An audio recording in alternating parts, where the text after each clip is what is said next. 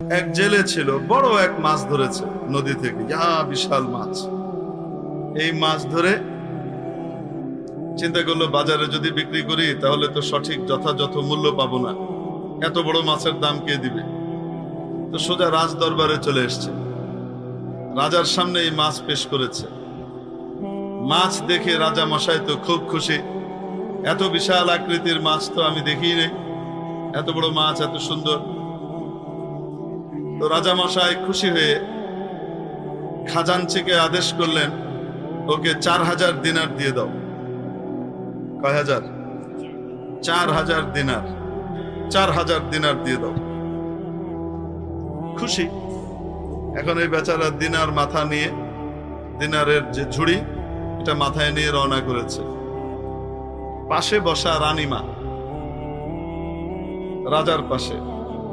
রানীমার কলজে ছিঁড়ে যাচ্ছে, কারণ কি বলবো, she was A chicken hearted. বাংলায় আমরা কই ইন্দুরের কলজা, ইংরেজরা বলে মুরগির হার্ট। পিচ্ছি কলজা তো, তার গা জ্বলতেছে, এতগুলা টাকা দিয়ে দিল বেটারে, মাছের দাম কত,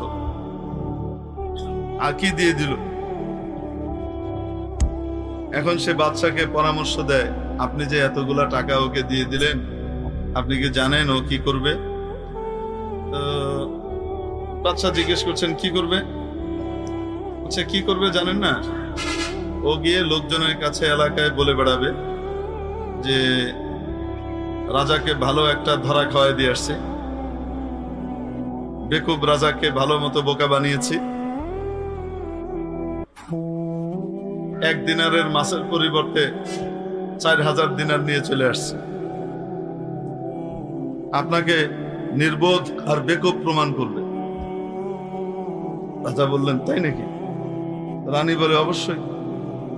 আপনি তো মানুষের চেহারা পড়েন না, সরল মনে সবকিছু দেন। আমি তো থট ট্রিট করি, আমি সকলের চেহারা দেখে মন করি সে কি চিন্তা করছে, অতএব তাই করবে। কি করা? আপনি টাকাটা ফেরত নিয়ে নেন, মাছ দিয়ে দেন। রাজা বলে, এটা হয়?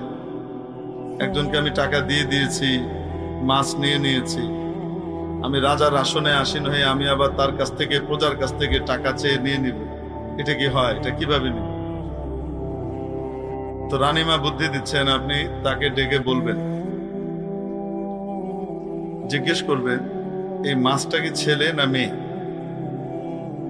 যদি বলে ছেলে মাছ, তাহলে বলবেন, বাবা আমার তো মেয়ে মাছ দরকার, তো তোমার মাছ তুমি নিয়ে যাও, টাকাটা রেখে যাও। আর যদি বলে মেয়ে মাছ, তাহলে বলবেন আমার তো ছেলে মাছ দরকার,